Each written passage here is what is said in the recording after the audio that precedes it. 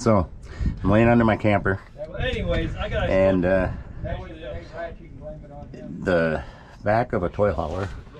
This is a Rogue Armored 371. It is not insulated, right? But before I put this insulation in, it was just right to the bottom floor of the camper. So I have installed 1 1/8 inch foil face styrofoam insulation and vapor barrier insulation on the other side. So it's two-sided. I'll show you a picture of that. There's another look at it. Look, here's what I put under there. So it's vapor barrier and foil faced white 1/8 foam, and I cut it to fit in between all the spots.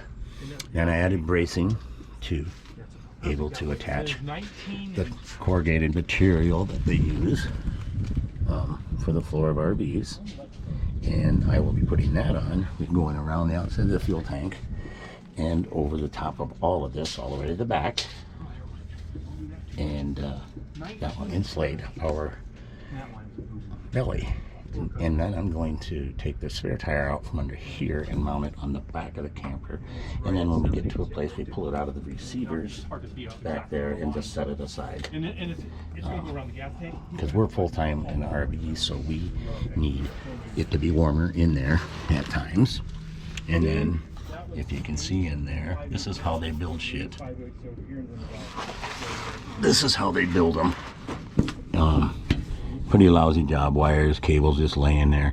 I'm going to drop that whole belly pan, clean it all up, and get those wires and cables up, so if something ever happened when you're pulling down the road, you don't rip all your cabling out, because RV manufacturers really don't care about quality.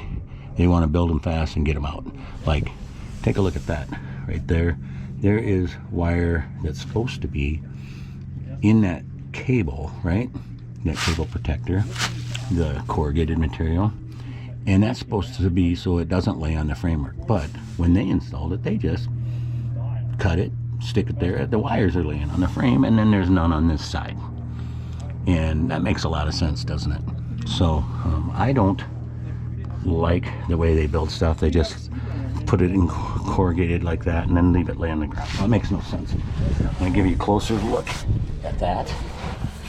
And so what I will do also is that will be up in the air where it's supposed to be, and corrugated material will be wrapped on all the wiring, and it'll be up out of the way and not just laying around where it can bounce around. So this is my project. It's not that big a deal. And then I will put fiberglass insulation on in the belly pan, and it will be non-paper faced and non-foil faced, just straight fiberglass, and it won't be packed tight, just laying loose in there on top of the corrugated material to add just a little bit more insulation factor. Alrighty, so there is 9.5 inches of insulation laying loose in there, unfaced fiberglass insulation. There's the new belly pan, and then now I will cap the end here because the back has to stay open. So I'm going to show you what, almost to the finished end here, what it looks like. We got to do the little slant area yet, but we've got this all covered with different corrugated material because the other black stuff that was on there after 4 years looked a little rough. So next project is up there. We will start again, but that's one way to get yourself a little bit more warmth in your toy hauler in the back part, as there's no insulation usually in the floor. So since we put the insulation board in there and the corrugated board on there, that should definitely help.